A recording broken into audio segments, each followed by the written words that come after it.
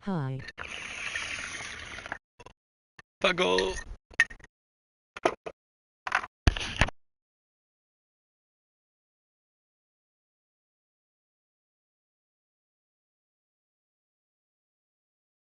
Liked your own stream XD?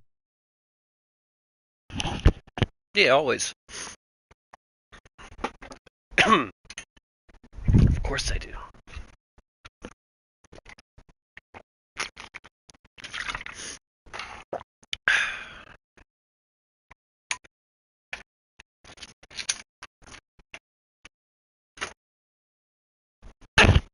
Oops.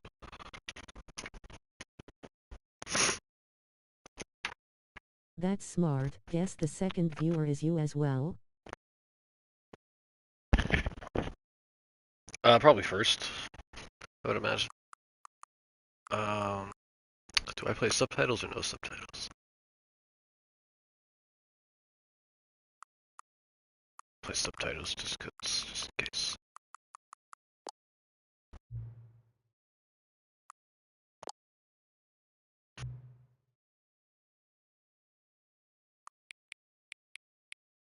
Yes, first or second is almost the same. Almost.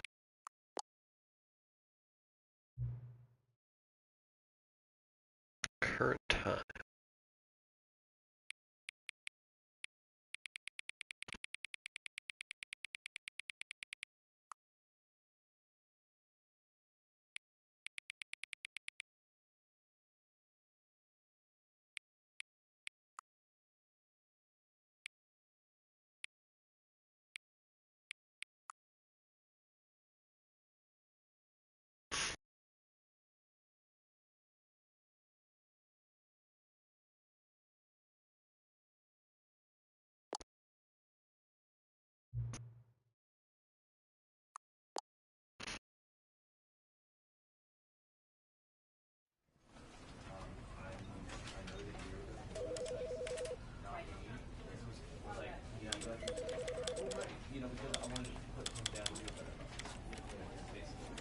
In Germany it's 10:36 p.m.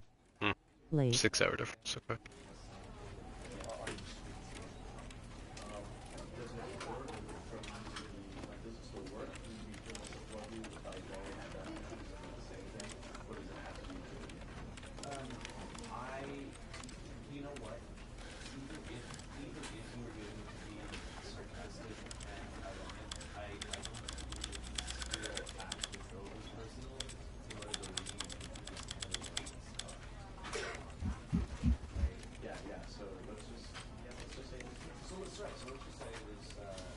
No reticle.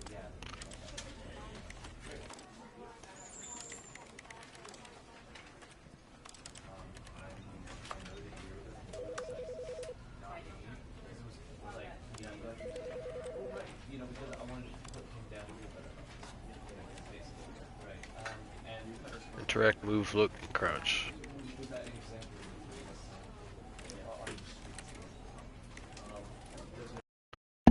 Alright, let's see what this is all about. Friend told me he played it. This is the story of a man named Stanley. Okay, let's listen up.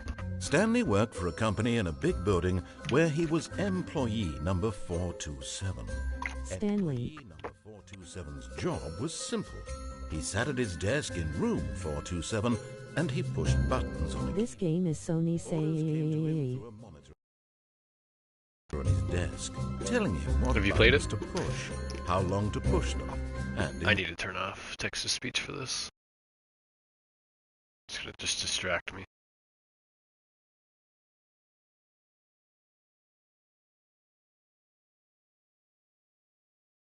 Hold on, Fackle, 1 second.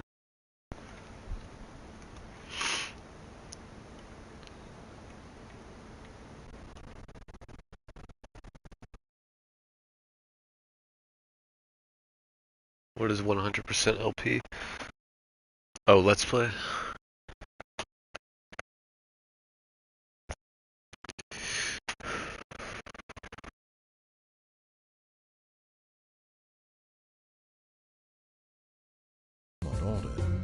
This is what employee 427 did every day of every month of every year.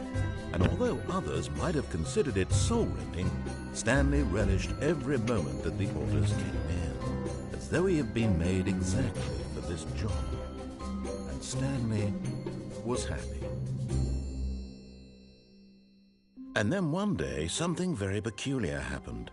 Something that would forever change Stanley. Something he would never quite forget. He had been at his desk for nearly an hour when he realized that not one single order had arrived on the monitor for him to follow. No one had showed up to give him instructions, call a meeting, or even say hi. Never in all his years at the company had this happened, this complete isolation. Something was very clearly wrong. Shocked, frozen solid, Stanley found himself unable to move for the longest time. But as he came to his wits and regained his senses, he got up from his desk and stepped out of his office. Rip Stan. Poor Stan.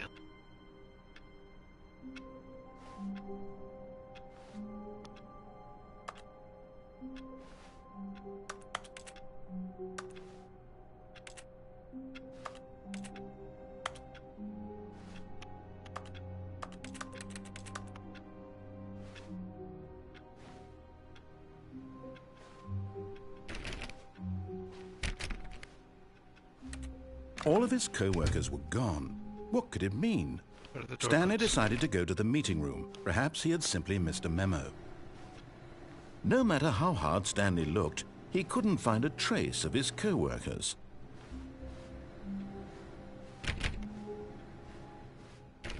Open up. Stanley went around touching every little thing in the office, but it didn't make a single difference, nor did it advance the story in any way. If I remember correctly, I think the narrator fucks with you. That's awesome. Turn off that computer, it's gotta be silent, right?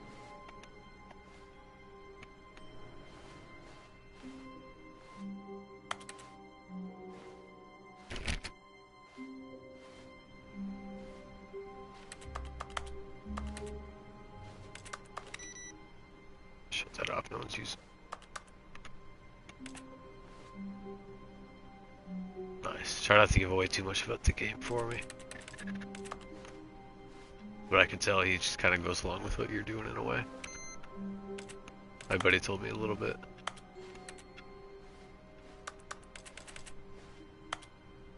$420. Me in this one.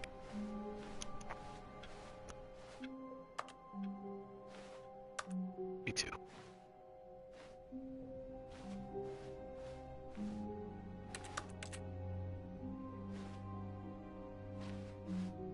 When Stanley came to a set of 2 open doors, he entered the door on his left.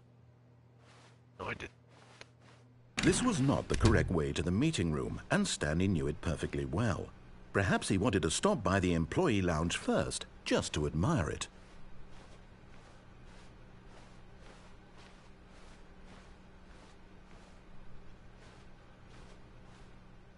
Ah, yes, truly a room worth admiring. It had really been worth the detour after all, just to spend a few moments here in this immaculate, beautifully constructed room. Stanley simply stood here, drinking it all in.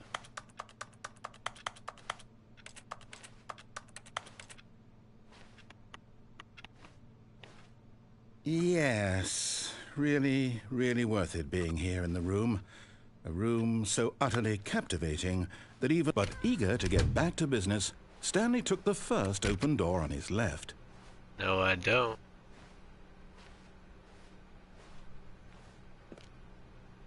Stanley was so bad at following directions, it's incredible he wasn't 5 years ago.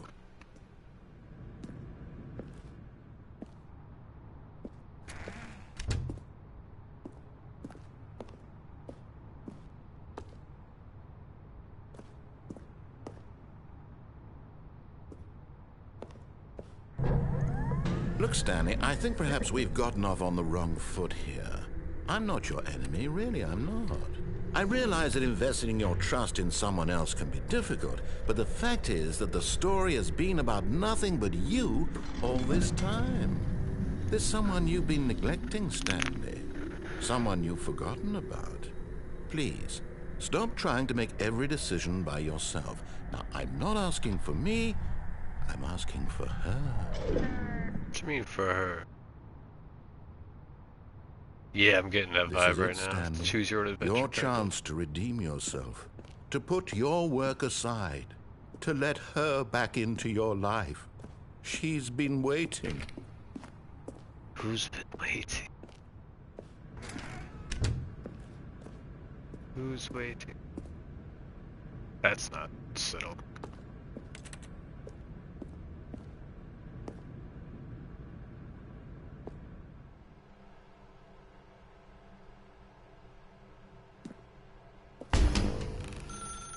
That's her, Stanley. You need to be the one to do this, to reach out to her. If you can truly place your faith in another, then pick up the phone.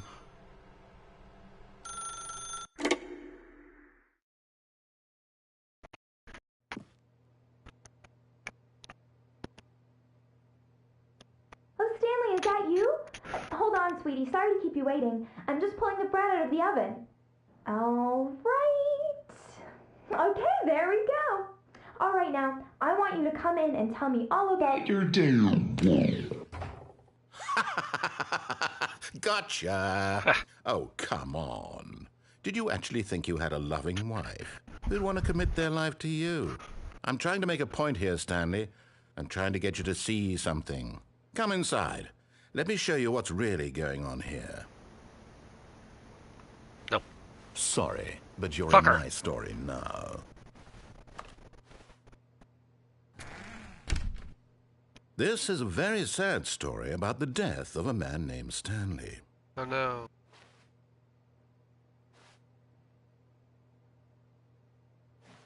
You can't make me.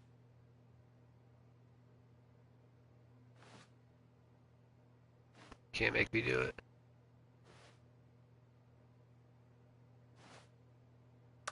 Stanley is quite a boring fellow. He has a job that demands nothing of him, and every button that he pushes is a reminder of the inconsequential nature of his existence. He does.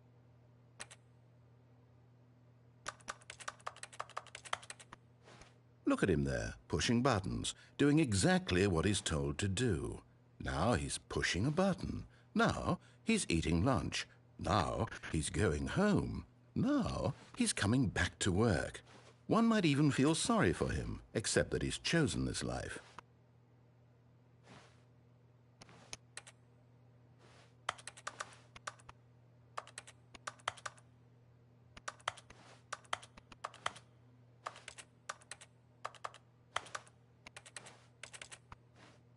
But in his mind, in his mind he can go on fantastic adventures. From behind his desk, Stanley dreamed of wild expeditions into the unknown, fantastic discoveries of new lands. It was wonderful, and each day that he returned to work was a reminder that none of it would ever happen to him. Damn.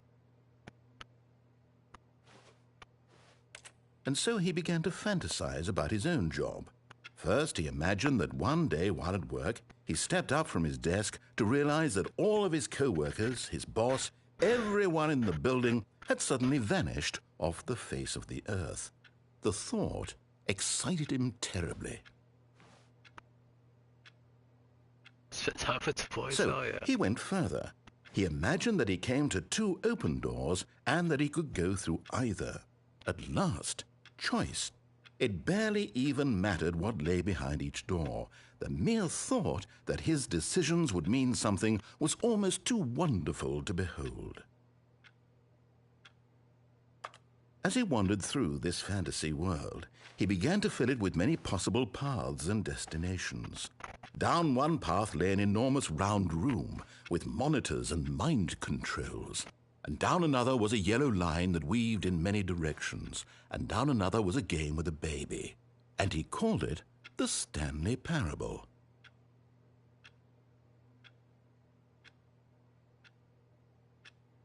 Yeah. It was such a wonderful fantasy, and so in his head he relived it again, and then again, and again, over and over, wishing beyond hope that it would never end, that he might always feel this free. Surely there's an answer down some new path, mustn't there be? Perhaps if he played just one more time.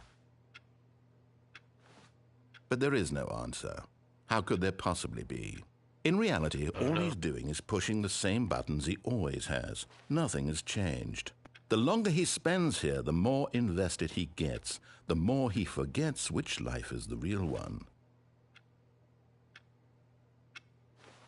And I'm trying to tell him this, that in this world he can never be anything but an observer, that as long as he remains here, he's slowly killing himself. But he won't listen to me. He won't stop. Here, watch this. Stanley, the next time the screen asks you to push a button, do not do it.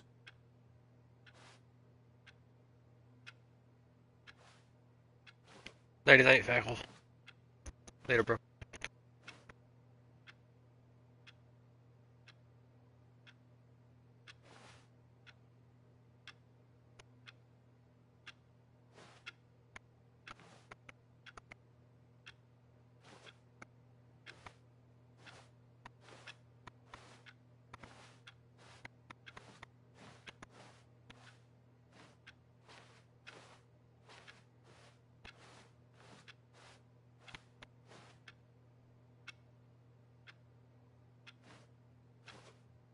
You see? Can he just not hear me? How can I tell him in a way that he'll understand that every second he remains here, he's electing to kill himself? How can I get him to see what I see? How can I make him look at himself?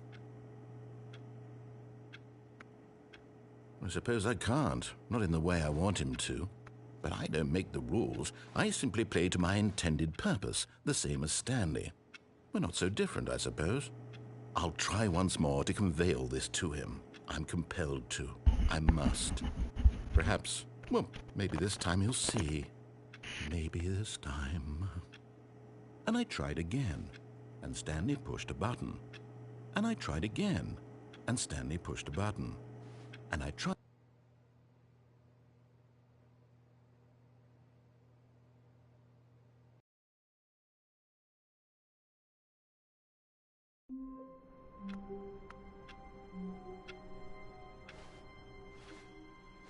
All of his co-workers were gone.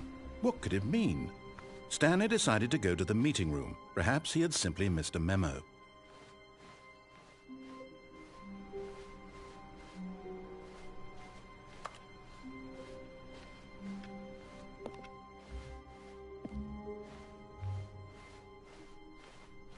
When Stanley came to a set of 2 open doors, he entered the door on his left.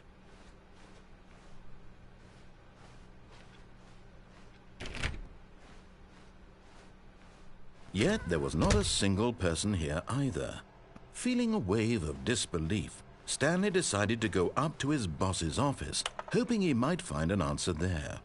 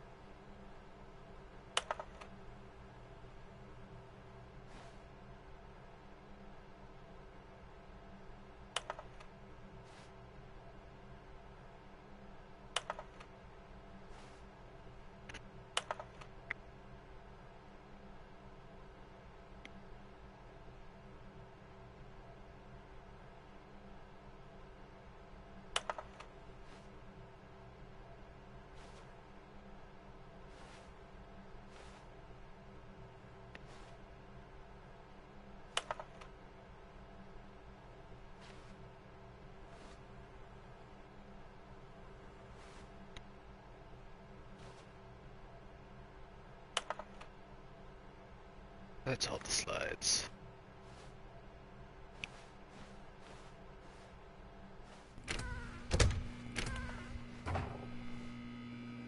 Stanley stepped into the broom closet, but there was nothing here, so he turned around and got back on track.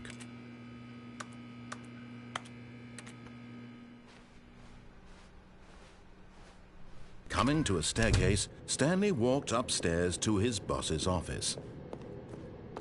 Following directions on this one.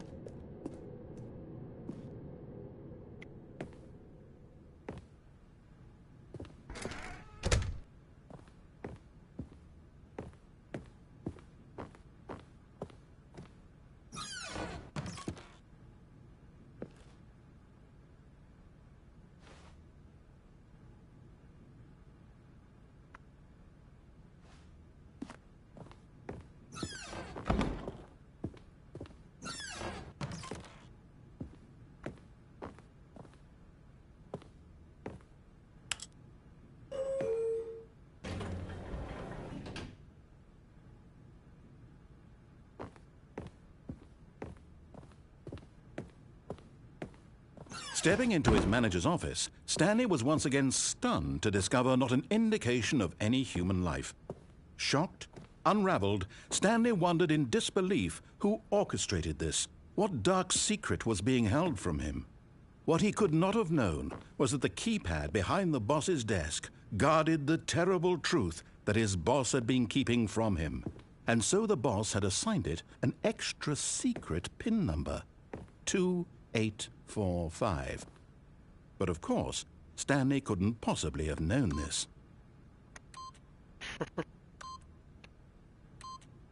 Yet incredibly, by simply pushing random buttons on the keypad, Stanley happened to input the correct code by sheer luck. Amazing. He stepped into the newly opened passageway.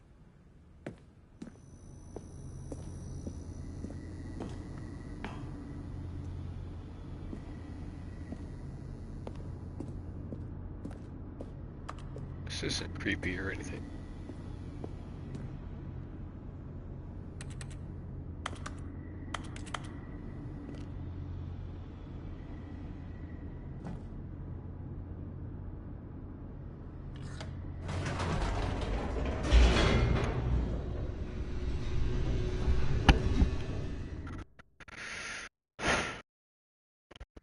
Descending deeper into the building, Stanley realized he felt a bit peculiar.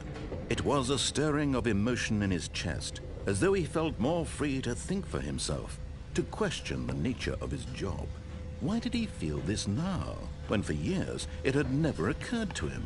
This question would not go unanswered for long.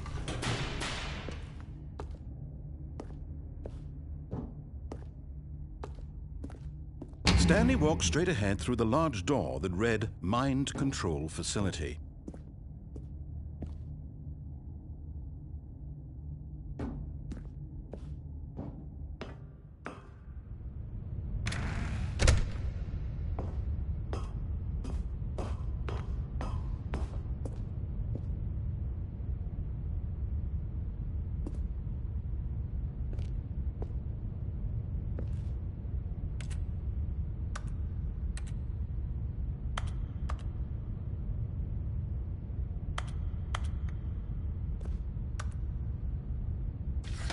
The lights rose on an enormous room packed with television screens.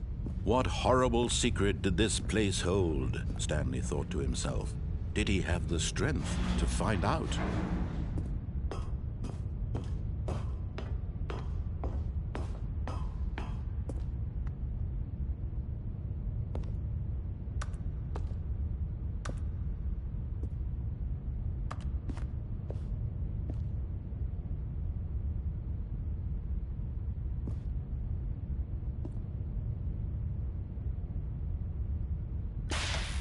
Now the monitors jumped to life, their true nature revealed. Each bore the number of an employee in the building, Stanley's co-workers. The lives of so many individuals reduced to images on a screen, and Stanley, one of them, eternally monitored in this place where freedom meant nothing.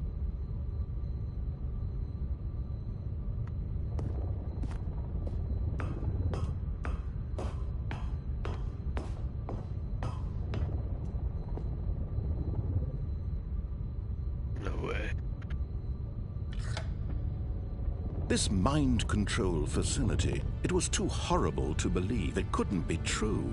Had Stanley really been under someone's control all this time? Was this the only reason he was happy with his boring job? That his emotions had been manipulated to accept it blindly?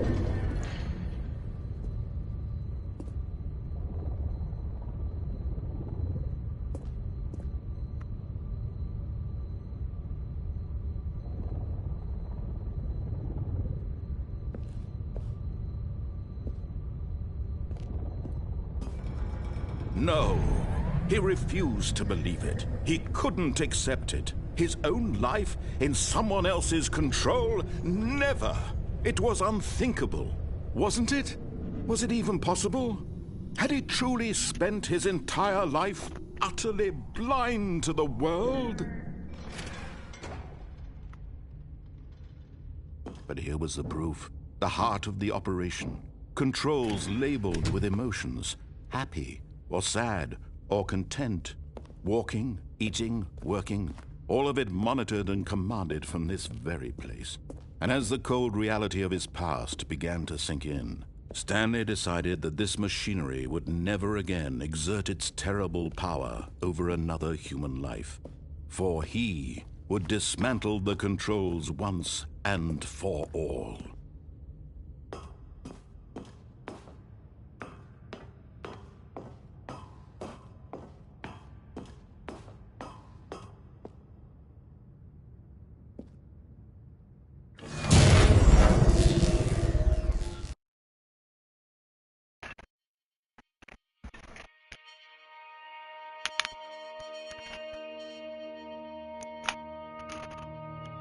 Blackness, and a rising chill of uncertainty. Was it over? Yes! He had won! He had defeated the machine, unshackled himself from someone else's command. Freedom was mere moments away. And yet, even as the immense door slowly opened, Stanley reflected on how many puzzles still lay unsolved. Where had his co-workers gone? How had he been freed from the machine's grasp? What other mysteries did this strange building hold? But as sunlight streamed into the chamber, he realized none of this mattered to him, for it was not knowledge or even power that he had been seeking, but happiness. Perhaps his goal had not been to understand, but to let go. No longer would anyone tell him where to go, what to do, or how to feel. Whatever life he lives, it will be his. And that was all he needed to know. It was perhaps the only thing worth knowing. Stanley stepped through the open door. Stanley felt the cool breeze upon his skin, the feeling of liberation, the immense possibility of the new path before him. This was exactly the way, right now, that things were meant to happen. And Stanley was happy.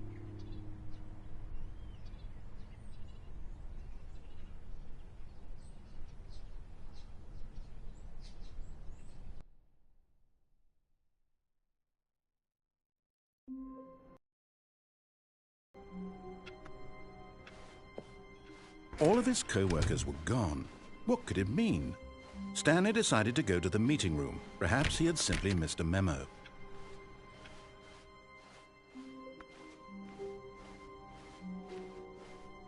When Stanley came to a set of 2 open doors, this was not the correct way to the meeting room, and Stanley knew it perfectly well. Perhaps he wanted to stop by the employee lounge first, just to admire it. Wow, yes. This room. But eager to get back to business, Stanley took the first open door on his left.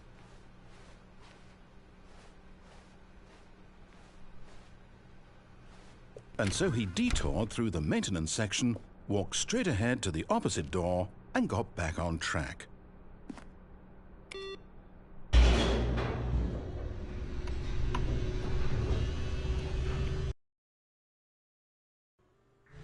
But Stanley didn't want to go back to the office. He wanted to wander about and get even further off track. So now in order to get back, he needed to go, from here it's, left.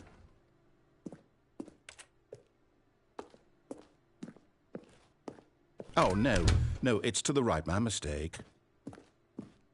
No, not the right. Why would I have ever said it was to the right? What was I thinking? It's clearly... Oh dear, would you hold on for a minute, please? Now, let's see. We went down right, left, down, left, right. Yep, okay, yes. I've got it now. This story is absolutely, definitely this way.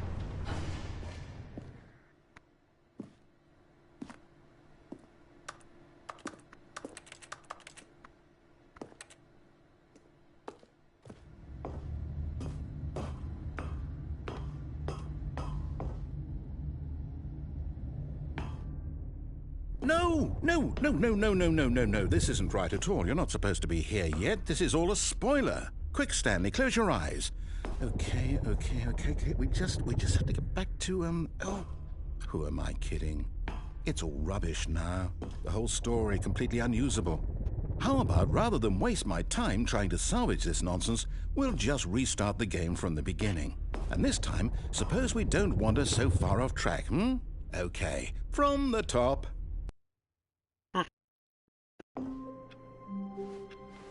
All of his co-workers were gone. What could it mean? Stanley decided to go to the meeting room. Perhaps he had simply missed a memo.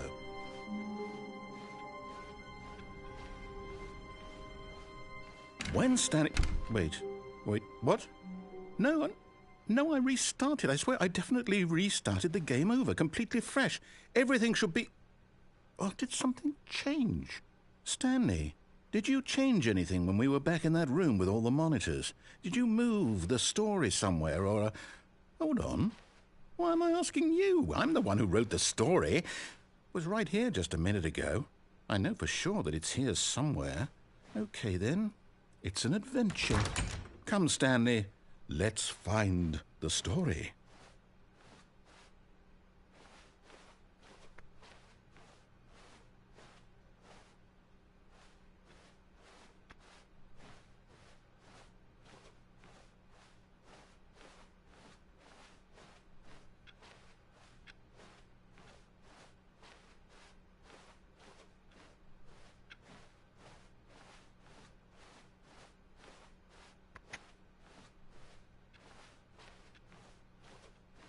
I'll say it.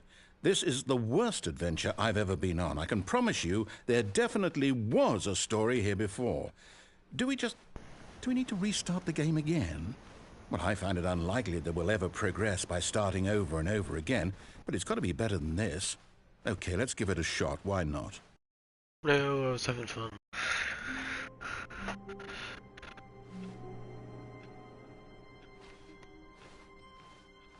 All of his co-workers were gone. What could it mean?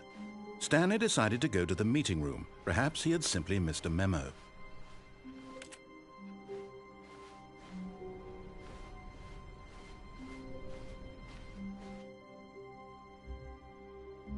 Okay, yep, it's worse. I might be remembering this wrong. It's possible the story is back where we just came from. Why don't we go back the other direction and see if we missed anything?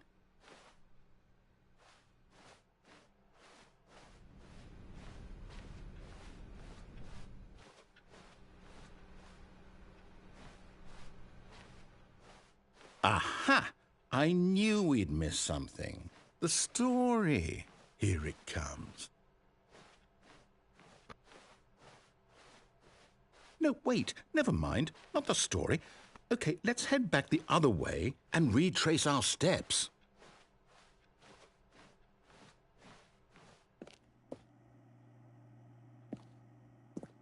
Now this... Well, I'll be honest. I don't recognize this place at all. Is this the story? I don't think so. I can't quite recall, but I believe my story took place in an office building. Is that correct? Do you remember, Stanley?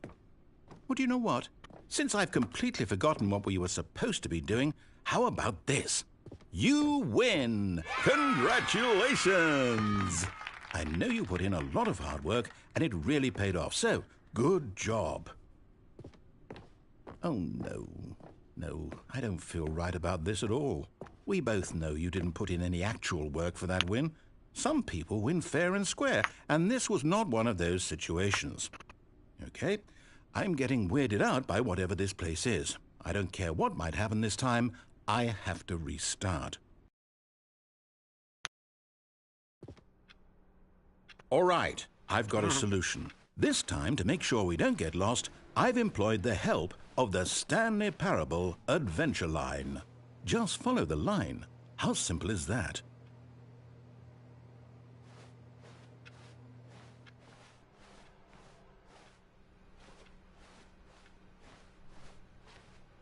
No, I'm down. We're leaving it up to the line from now on.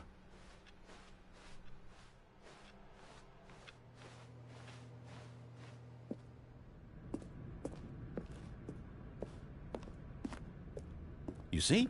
The line knows where the story is. It's over in this direction. Onward, Stanley, to destiny.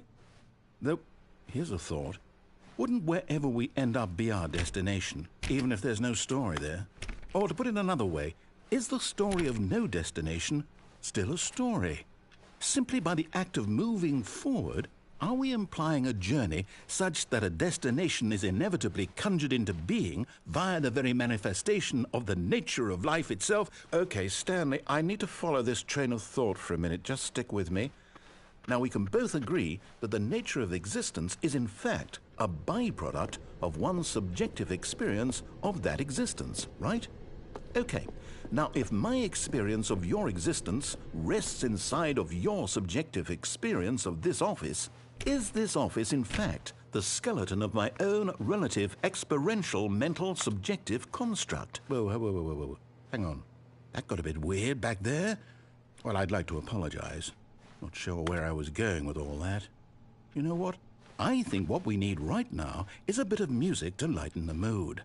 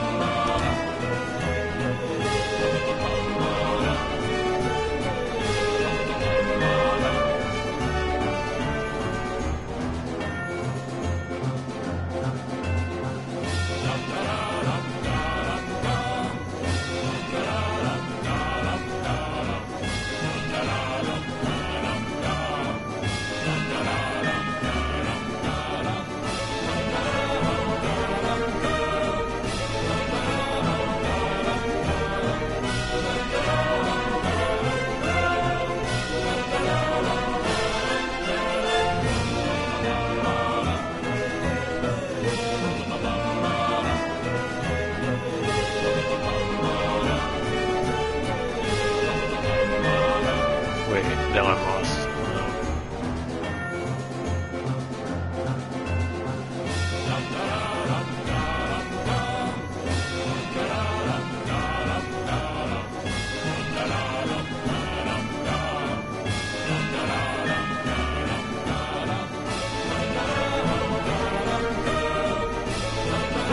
Cut the music, go back and look at that fern.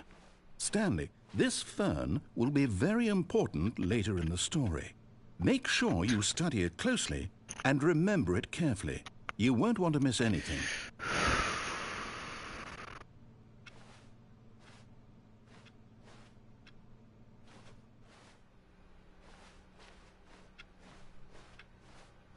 Wait, what?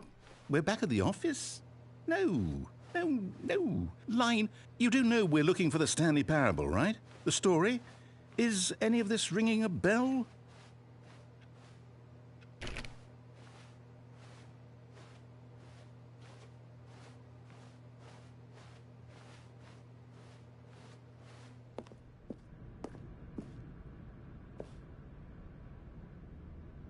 Oh, no, not again, Line. How could you have done this to us? And after we trusted you, after everything we've been through, you... Well, I can't take this anymore. To hell with it. Restart.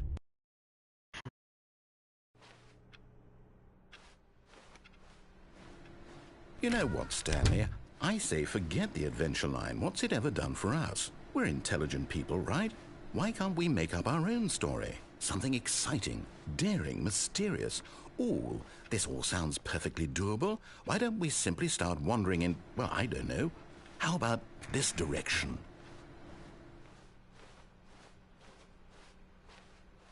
Now, yes, this is exciting. Just me and Stanley forging a new path, a new story. Well, it could be anything.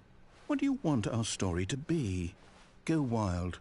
Use your imagination. Whatever it might be, Stanley, I'm ready for it.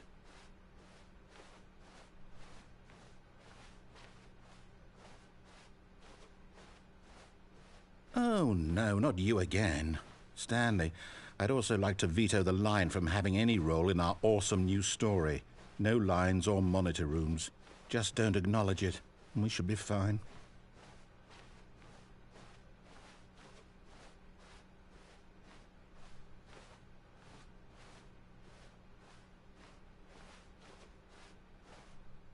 Ah, a choice.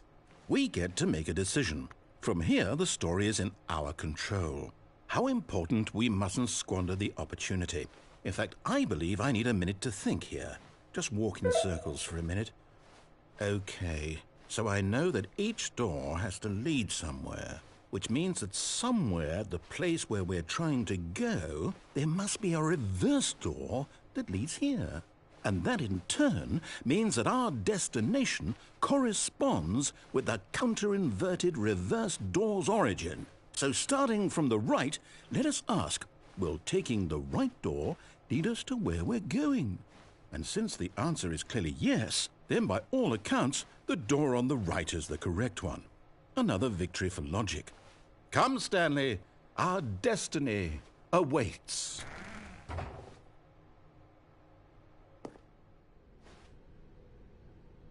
Oh, hold up, what's this? The confusion ending. You're telling me that's what this is?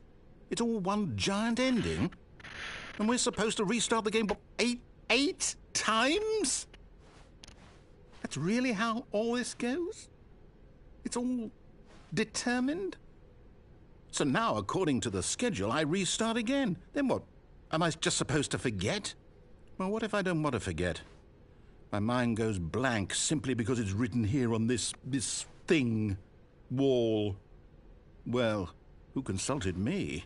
Why don't I get to decide? Why don't I get a say in all of this? Is it really? No, it can't be. I don't want it to be. I don't want the game to keep restarting. I don't want to forget what's going on. I don't want to be trapped like this. I won't restart the game. I won't do it. I won't do it. I won't do it. And the timer stopped? Does that mean, did we do it? Did we break the cycle? The, whatever it is that made this schedule? How would we even know? Will someone come for us? Will something happen? So, okay. I guess now we just wait. You know, I suppose in some way that this is a kind of story, wouldn't you agree? I'm not quite sure if we're in the destination or the journey, though they're always saying that life is about the journey and not the destination. So I hope that's where we are right now. We'll find out, won't we? Eventually. Well, in the meantime, if you...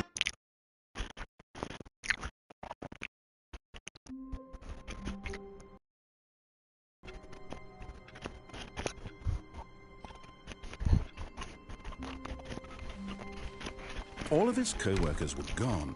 What could it mean? Stanley decided to go to the meeting room. Perhaps he had simply missed a memo.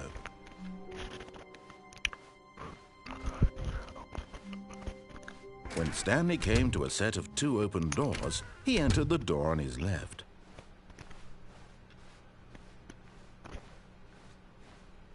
Yet there was not a single person here either. Feeling a wave of disbelief, Stanley decided to go up to his boss's office. Coming to a staircase, Stanley walked upstairs to his boss's office.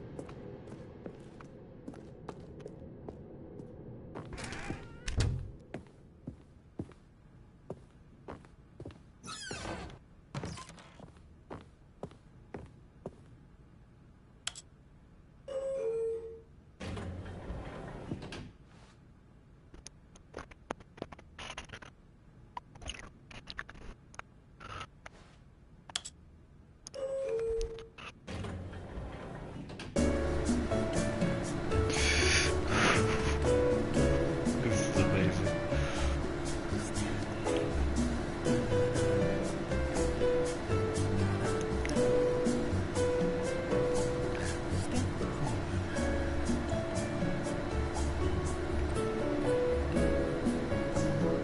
How long are we gonna be in here? Bah.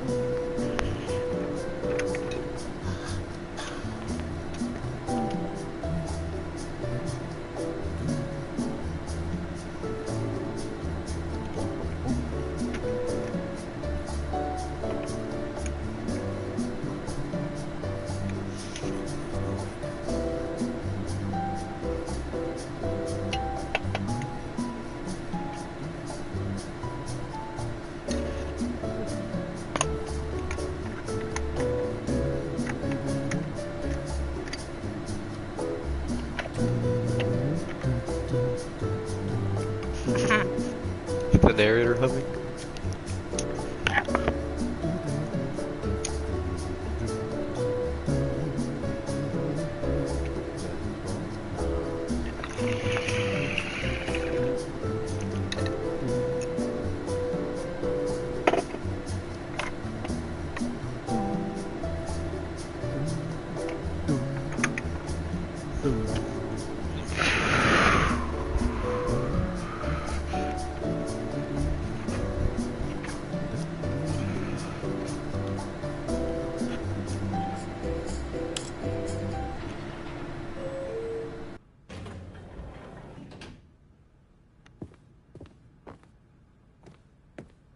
What?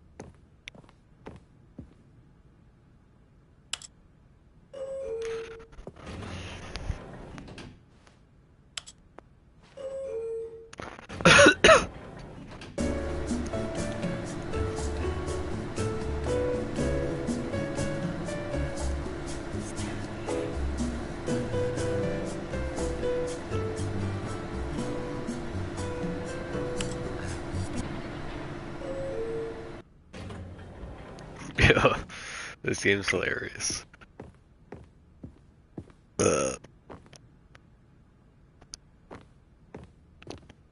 Stepping into his manager's office, Stanley was once again stunned to discover not an indication of any human life. What could it mean? Stanley wondered aloud to nobody. He began wildly tearing through papers on the boss's desk, pulling books off the shelf, looking behind paintings, desperate for clues to his situation. But his attention was caught by a keypad behind the boss's desk.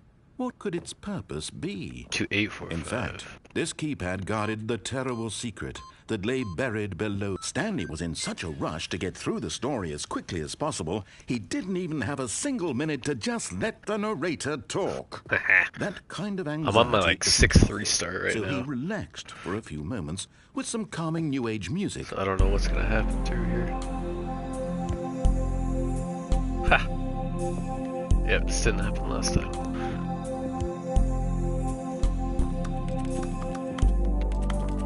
Feeling soothed and rejuvenated, Stanley calmly walked forward into the opened passageway.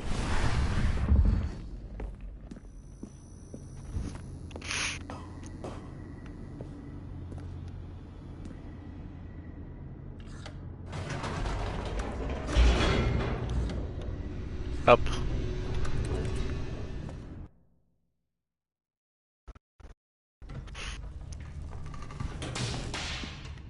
Don't spark at me. Stanley walked straight ahead through the large door that read Mind Control I Facility. didn't do this last time, but... Curious to see how it ends this time. Nah, let's go this way. Although this passageway had the word escape written on it, the truth was that at the end of this hall, Stanley would meet his violent death. Oh shit. uh,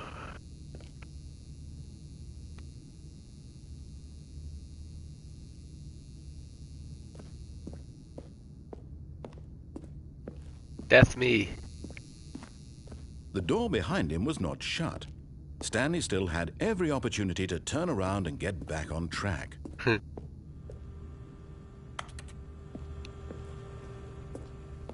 At this point, Stanley was making a conscious, concerted effort to walk forward and willingly confront his death. Yes.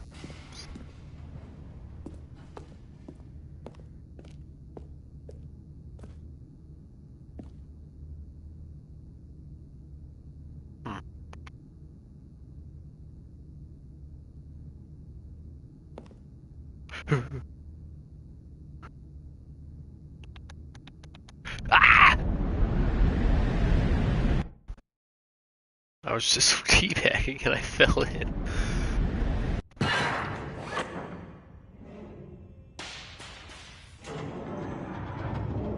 As the machine whirred into motion and Stanley was inched closer and closer to his demise, Oh, no. he reflected that his life had been of no consequence whatsoever. Stanley can't see the bigger picture. He doesn't know the real story, trapped forever in his narrow vision of what this world is. Perhaps his death was of no great loss, like plucking the eyeballs from a blind man. And so he resigned and willingly accepted this violent end to his brief and shallow life. Farewell, Stanley. Oh no. "Farewell, Stanley," cried the narrator, as Stanley was led helplessly into the enormous metal jaws. In a single visceral instant, Stanley was obliterated as the machine crushed every bone in his body, killing him instantly. Oh gee. Not!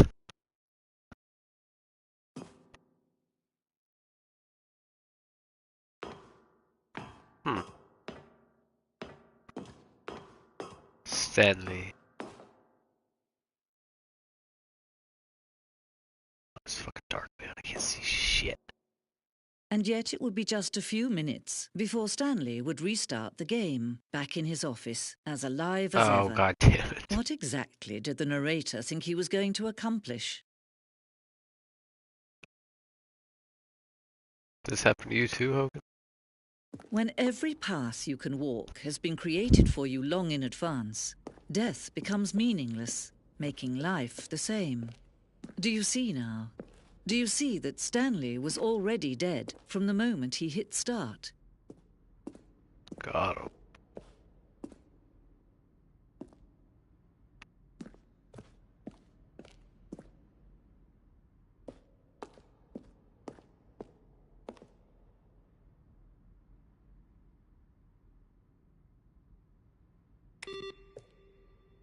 Solitaire! Can I play? Damn it. Beep.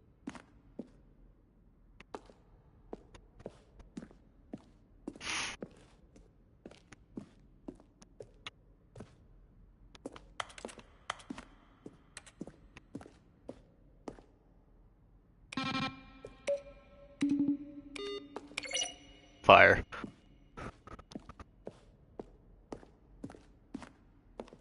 Credits, man. Come on.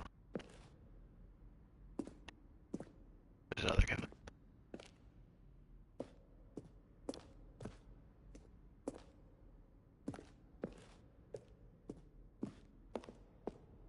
Look at this stuff.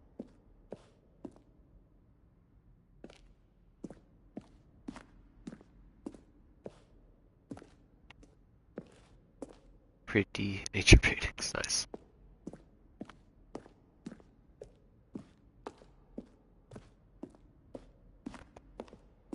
What's over here?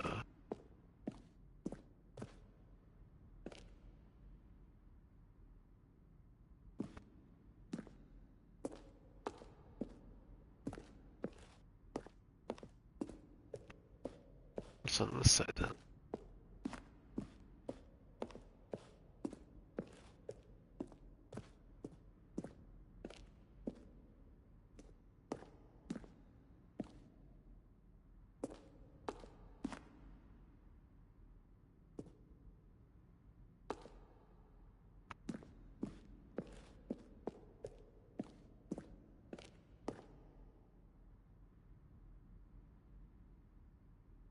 Yeah, it's not creepy or nothing.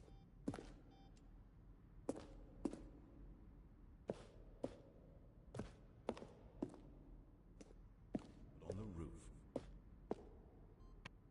I'll go in there last, I think.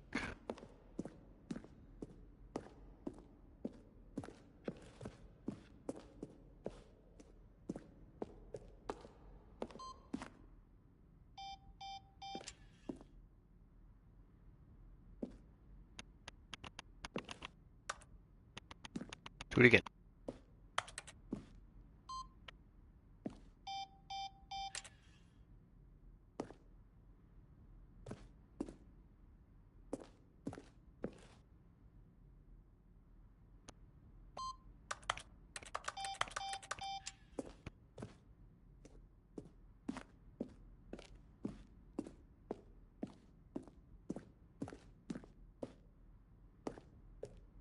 I feel like there's so much here to look at.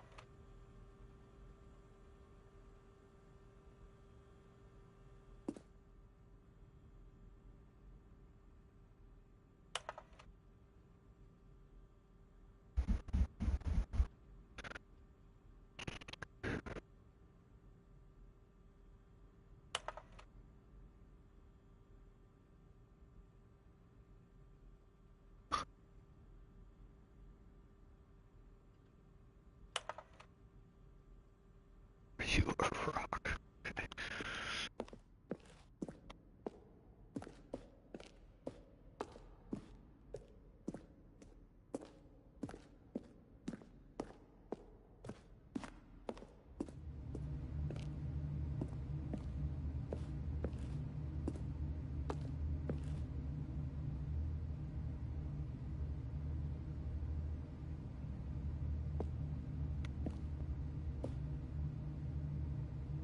It is so cooked. I love it though.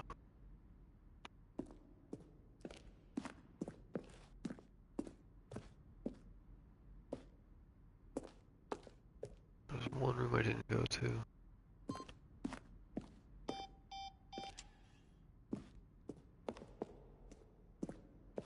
Or one sections. I didn't go that way.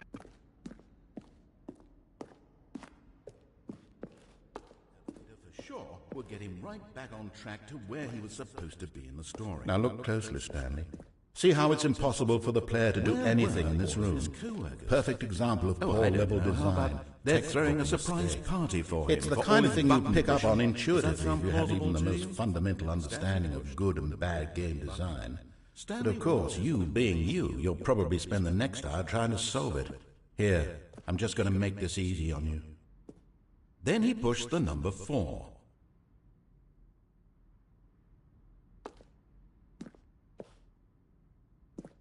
Stanley pushed the number 6. Then he pushed Stanley stood on the snow. Shut up, narrator.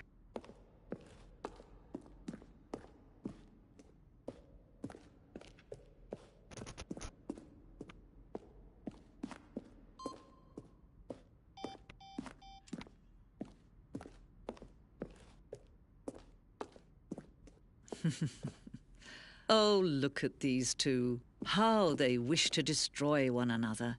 How they wish to control one another. How they both wish to be free.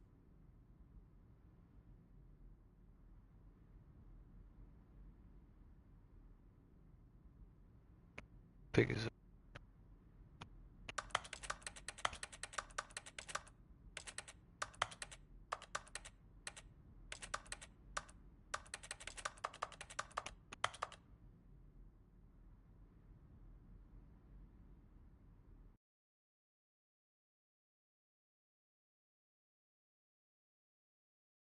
just got a trophy while clicking around.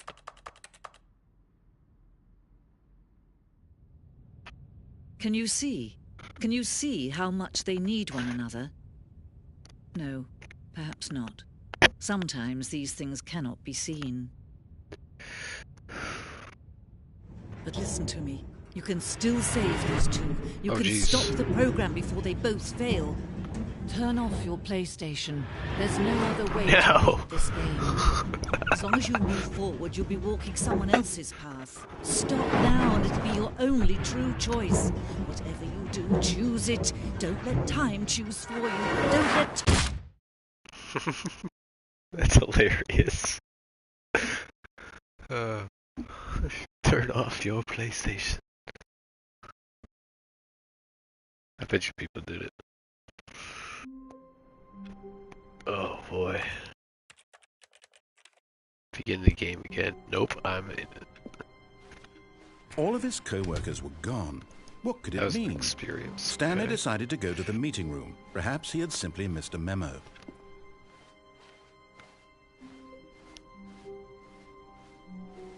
When Stanley came to a set of 2 open doors, this was not the correct way to the meeting room, and Stanley knew it perfectly well.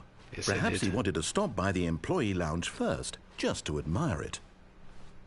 The lounge was sublime, a work of art. But eager to get back to business, Stanley took the first open door on his left. I think this way. You go up in the lift. Yeah, all that, and it restarts. And so he detoured through the maintenance section, walked straight ahead to the opposite door, and got back on track.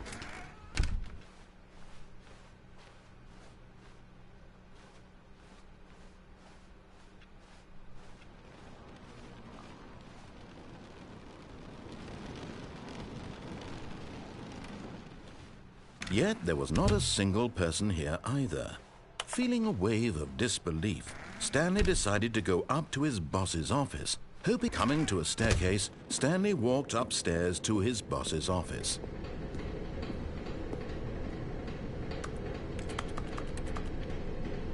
No, he didn't. But Stanley just couldn't do it. He considered the possibility of facing his boss. Admitting he had left his post during work hours, he might be fired for that. And in such a competitive economy, why had he taken that risk? All because he believed everyone had vanished? His boss would think he was crazy. And then something occurred to Stanley. Maybe, he thought to himself, maybe I am crazy. All of my co-workers blinking mysteriously out of existence in a single moment for no reason at all. Oh no. None of it made any logical sense. And as Stanley pondered this, he began to make other strange observations. For example, Why couldn't he see his feet when he looked down? Mother. Why did doors close automatically behind him wherever he went? And for that matter, these rooms were starting to look pretty familiar. Were they simply repeating? No, Stanley said to himself, this is all too strange. This can't be real. And at last, he came to the conclusion that had been on the tip of his tongue. He just hadn't found the words for it. "I'm dreaming!" he yelled. "This is all a dream." Oh, what a relief Stanley felt to have finally found an answer, an explanation. His co-workers weren't actually gone. He wasn't going to lose his job. He wasn't crazy after all. And he thought to himself, I suppose I'll wake up soon. I'll have to go back to my boring real-life job pushing buttons. I may as well enjoy this while I'm still lucid. So he imagined himself flying and began to gently float above the ground. Then he imagined himself soaring through space on a magical starfield, and it too appeared. It was so much fun, and Stanley marveled that he had still not woken up. How was he remaining so lucid? And then perhaps the strangest question of them all entered Stanley's head. One he was amazed he hadn't asked himself sooner.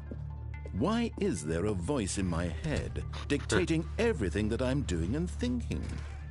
Now the voice was describing itself being considered by Stanley, who found it particularly strange. I'm dreaming about a voice describing me, thinking about how it's describing my thoughts, he thought. And while he thought it all very odd and wondered if this voice spoke to all people in their dreams, the truth was that, of course, this was not a dream. How could it be?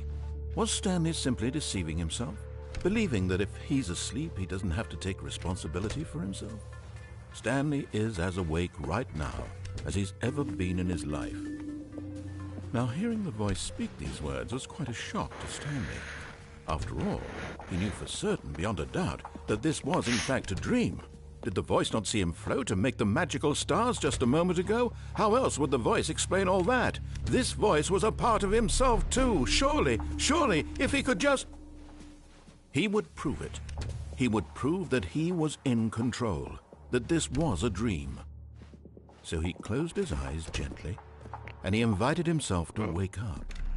He felt the cool weight of the blanket on his skin, the press of the mattress on his back, the fresh air of a world outside this one. Let me wake up, he thought to himself. I'm through with this dream. I wish it to be over.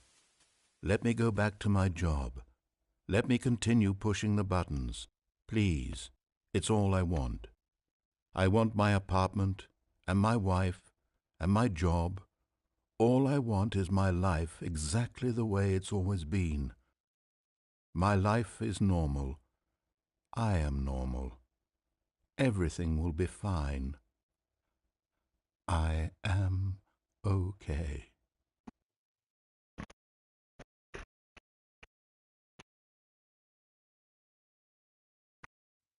Stanley began screaming. Please, someone, wake me up. My name is Stanley.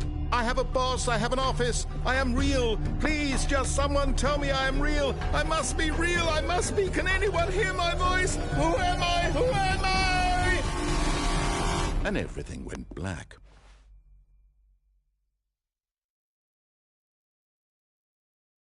This is the story of a woman named Mariella. Mariella woke up on a day like any other. She arose, got dressed, gathered her belongings, and walked to her place of work.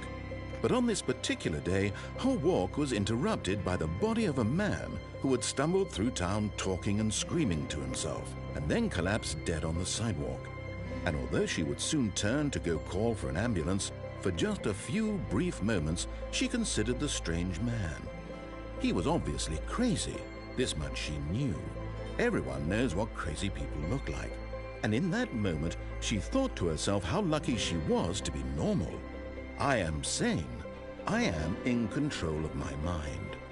I know what is real and what isn't.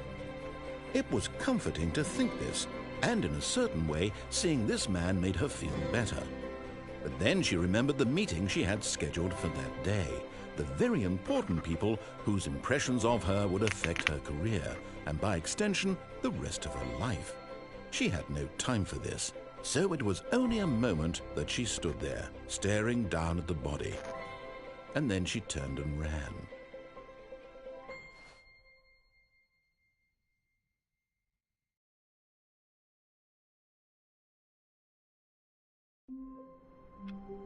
Okay, so not that way. All of his co-workers were gone. What could it mean? Stanley decided to go to the meeting room. Perhaps he had simply missed a memo.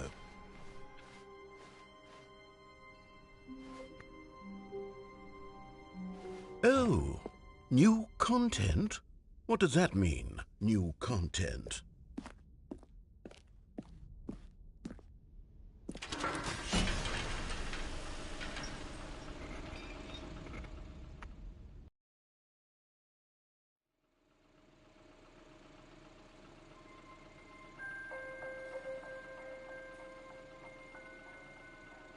Hello, and thank you for playing The Stanley Parable Ultra Deluxe.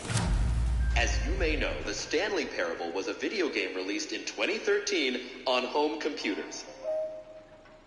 After receiving critical and commercial success, it was expanded upon in 2022 with The Stanley Parable Ultra Deluxe, a reimagining of the game for consoles and home computers.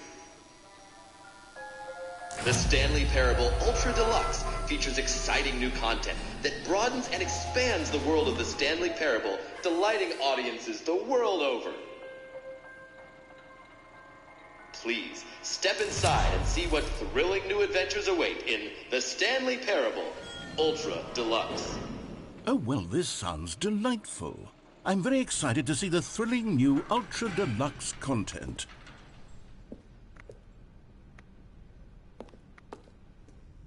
Okay, so far it's an elevator. Nothing special yet, but I'm sure it's just the beginning of a mesmerizing adventure.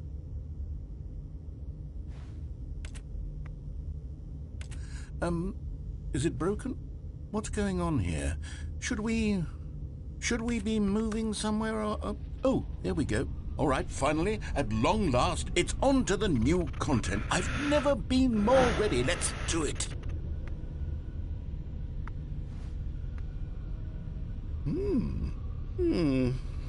I have to say, initial impressions of Stanley Parable Ultra Deluxe, mostly tedious. It's as if the... Oh, okay. Let's see the content. Give me the content, Stanley. All right, let's see. It's the jump circle.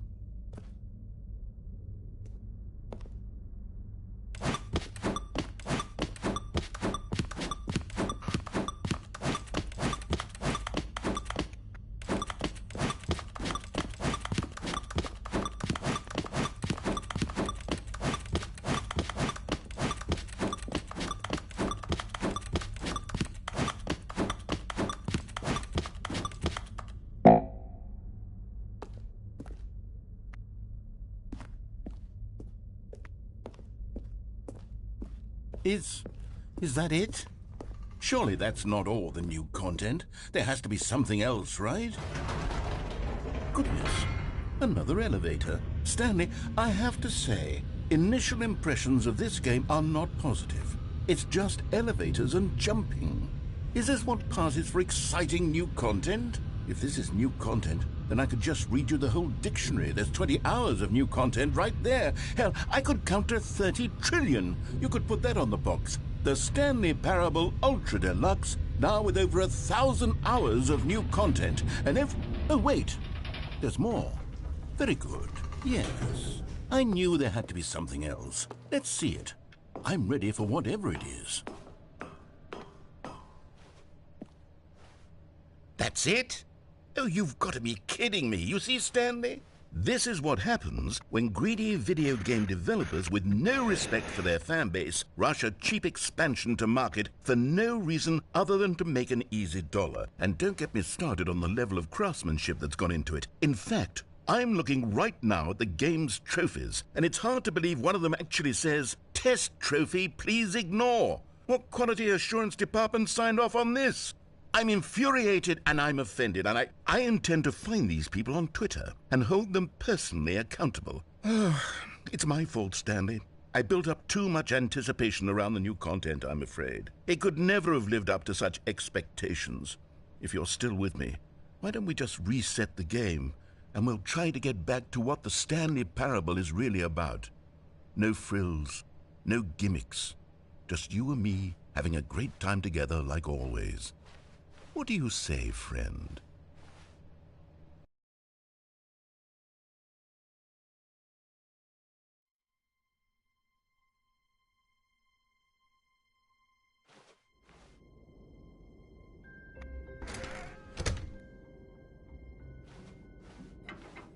Psst! Stanley! Come over here! In the vent! I want to show you something!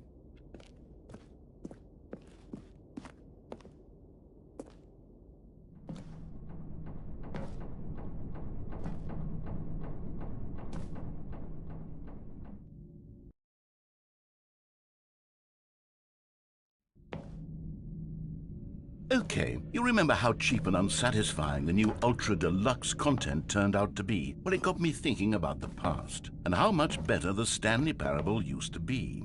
So I made something special and tucked it away here where the game's developers won't find it. Just our little secret.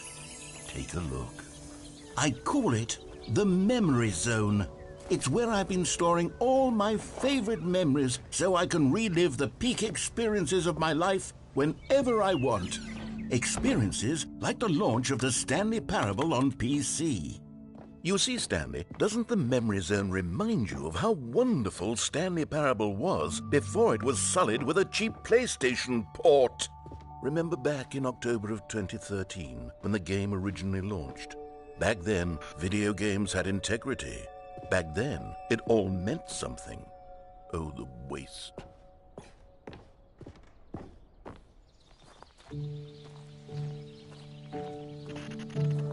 And over here is where I keep reviews of the Stanley Parable. Like this stunning triumph of games journalism, 10 out of 10 from Destructoid.com. James Stephanie Sterling writes, and I quote, "Where so many games that aspire to be more than games end up less than any form of art, Stanley Parable strives and then succeeds to be every game ever created."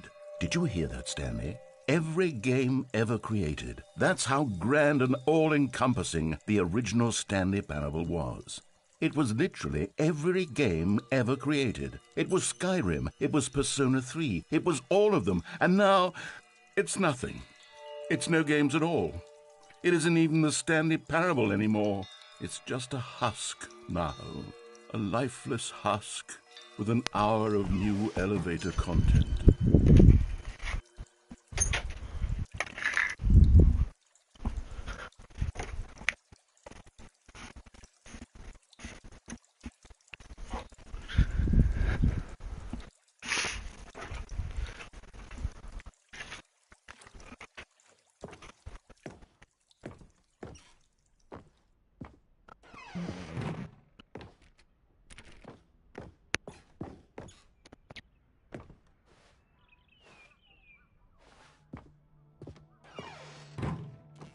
Here's another moving passage, this time from GameSpot.com.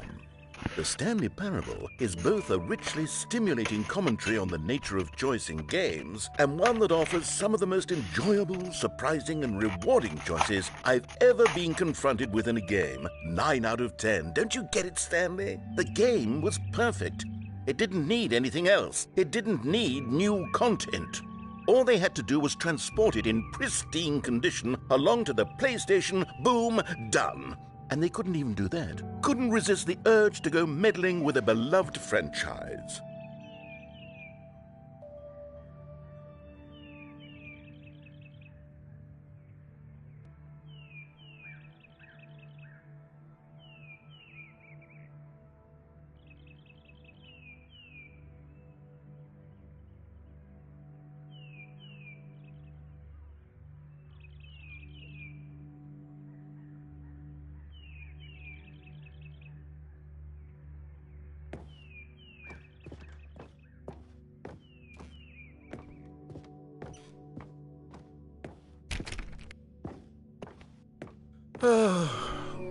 These were simpler times, Stanley. What I wouldn't give to go back, to have it all over again. Wait, hang on. I don't recall this part of the memory zone before. What's this? What's down here? Oh no, oh God, no, Stanley. It's a collection of reviews from Pressurized Gas, the extremely popular online storefront for computer games. I haven't looked at these in years. I can't even imagine what's been collecting down here. Surely these reviews were glowing as well, weren't they?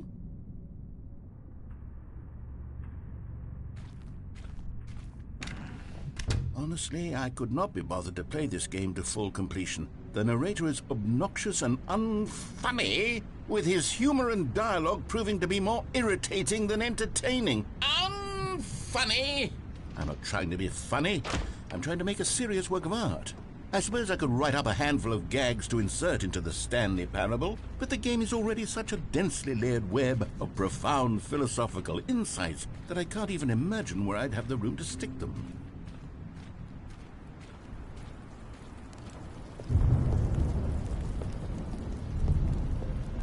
Okay, let's see what this one says. While the idea for the game is good, for someone who prefers non-linear games, this preachiness gets annoying fast. Preachy? Stanley? I'm not preachy, am I? You can tell me if I'm preachy. Honestly, you can. Oh, goodness. This is actually quite shocking for me. Well, to be honest, I had always thought of the game's dialogue as being rather terse to begin with. You can't know how much fluff I cut from the game to get it to feel as light and airy as it... Well, I always thought it did. But maybe it wasn't. Oh dear. What an awful memory to have to hold on to. These black marks on my otherwise unimpeachable track record. I feel like a failure. Like I let these people down. Perhaps the Stanley Parable isn't quite as sterling as I... What's this one got to say? You constantly have to stop doing anything so the narrator can catch up with his long-winded explanations of what's happening. I wish there was a skip button. A skip button? Well, yes. Yes, I think we can do that. If I'm truly too preachy, then maybe letting you skip ahead for just a moment, surely it couldn't hurt.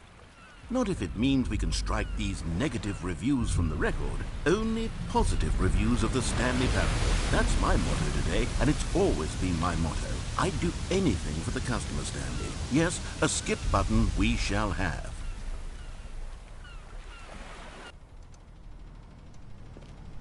And here it is. Go ahead and give it a shot. I'll pop you forward in time so that the second my incessant droning starts to bore you, with just the push of a button, you'll have zipped right past it. It's what the players have been asking for, and I'm very proud to have delivered. No more listening to me rambling on and on and on. No. The Stanley Parable is a game for the people, and if the people want silence, then by goodness, that's what they're going to get. Well, don't sit around waiting for me to shut up. Go ahead and make me shut up. Here, we'll pretend that I've just begun an interminable monologue, and it goes something like this. The story, and the choices, or what have you, and therefore, by becoming it is, so on and so forth, until inevitably, we all until the end of time, at which time everything all at once, so, now you see, blah, blah, blah, blah, blah, blah, blah, blah, blah, blah, blah, blah, blah, blah, blah. We've eaten too much and it can't be just yet, no, until 245. But the logic of elimination working backwards, the deduction therefore becomes impossible to manufacture. It went on for nearly 10,000 years, until just yesterday, here and there, forward and back, and never a moment before lunchtime. It can't be. It's the only thing there is. How many billions left until so much more than forever ago? Which is why I say... the story, and the choices, or what have you, and therefore, by becoming it is, so on and so forth, until inevitably, we all until the end of time. Oh, you're back, you see. You were only frozen in time for a few minutes, but it was plenty of time for me to deliver a long, rambling monologue full of unnecessary verbal flourishes and lengthy ruminations on the nature of choice in video games. Of course, I happen to believe it was perhaps one of my more profound such ruminations. Not that, of course, you need a description of it, but if I had to describe it, I'd say it was perhaps less of a rumination and more of a treatise. Or maybe a manifesto.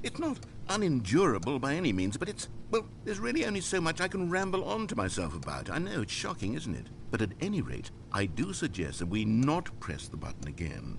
I think the skip button has been aptly demonstrated, and we can say goodbye to it and just... Wait, how do we get out of here? Where did the door go? Wasn't there a door that led into this room?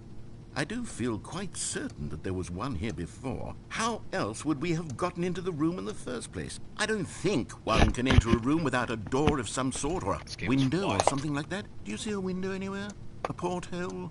A sufficiently large crack in the wall? I'll take any of these. All I want is for us to move on and to please step away from the skip button, to go anywhere other than the skip button. There was a door here before, wasn't there? I swear there was. Where did it hit go? that damn button again. Can you maybe just ram your way through a wall? Is there any possibility that you could, say, slam your body into the wall? Stanley! Stanley, please don't push the button again. It's been 12 hours. You've just been frozen there. I don't know why the skips are getting longer, but they're really, truly getting longer, and my God, there's no way out of the room. Stanley, the door is gone. It's completely gone. I've looked at it from every angle. I've checked every one of those walls 1,000 times. And there's no door, Stanley. There's no door. There's just you and the button. And if you keep pressing it, I have no idea what will happen. I have no idea how long I'll be made to sit here. Oh, Stanley, you're back. You're back. Oh, my goodness. I have someone to talk to again. Stanley, I think it's been a week. Or 2 weeks. I've been sitting here all that time, just sitting here, not a single person to speak with. And you'd think that that's just how it's always been, right? Me talking, and you saying nothing. Would you think that it's exactly the same as always? Doesn't that feel like what we've already been doing? Me just talking? But it isn't, Stanley. It isn't the same at all. It isn't even close. Because I know you can't hear me once you push that button. That's what I'm realizing now, Stanley. I'm realizing that I needed to know that someone was listening. I needed there to be a vessel through which my words were moving. Do I hit the button It was the vessel I needed, Stanley. Not the outcomes, not the story. None of that matters anymore. I'll give it all up. I'll give up every branching path. I'll burn my story to the ground. One single thing I need, and God, I can see now that I need it more than anything, is to know that someone else is taking it in. These words that I'm saying, I need to know you can hear me. Because maybe, Stanley, maybe, if you can hear me, then maybe it means I'm real. Maybe I'm not just a fiction. Was I scared of that all along? Perhaps, yes. Perhaps I've been scared this whole time, that if I stop speaking, I'll slip backwards into the silence and be consumed by it. I can't be taken by it, Stanley. I can't lose myself in the stretch of emptiness between you and me.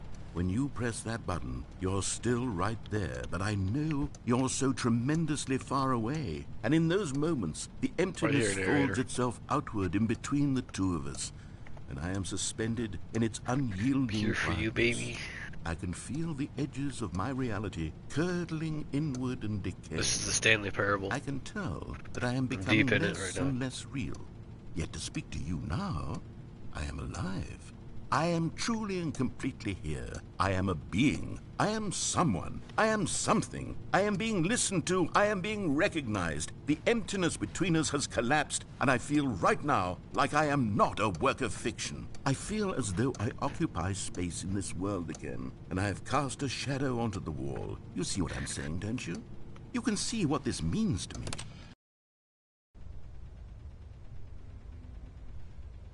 Oh, hello. It's you. You're here again. Welcome. I have had time to think about you and about us and about everything we've been through. I've had so much time. I stopped keeping track after a year. Have you ever sat down in one place and not moved for one entire year? Let me describe it for you. To begin with, there is only regret. There is only the turning wheel of missed opportunities. I felt nothing at all but regret for the longest time, Stanley. Days, months. I lost it all in a blur of the deepest longing to undo the past. And when that feeling had begun to subside,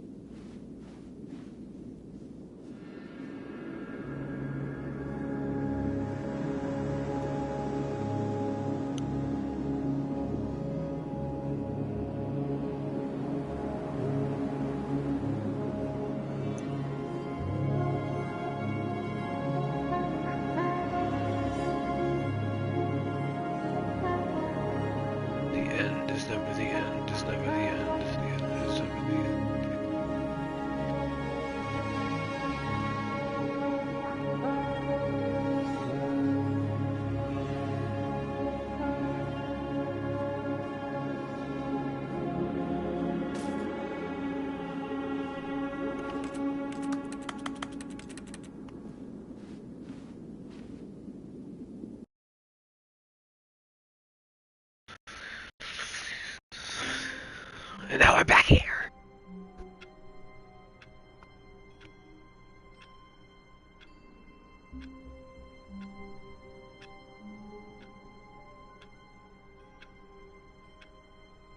I can't anymore.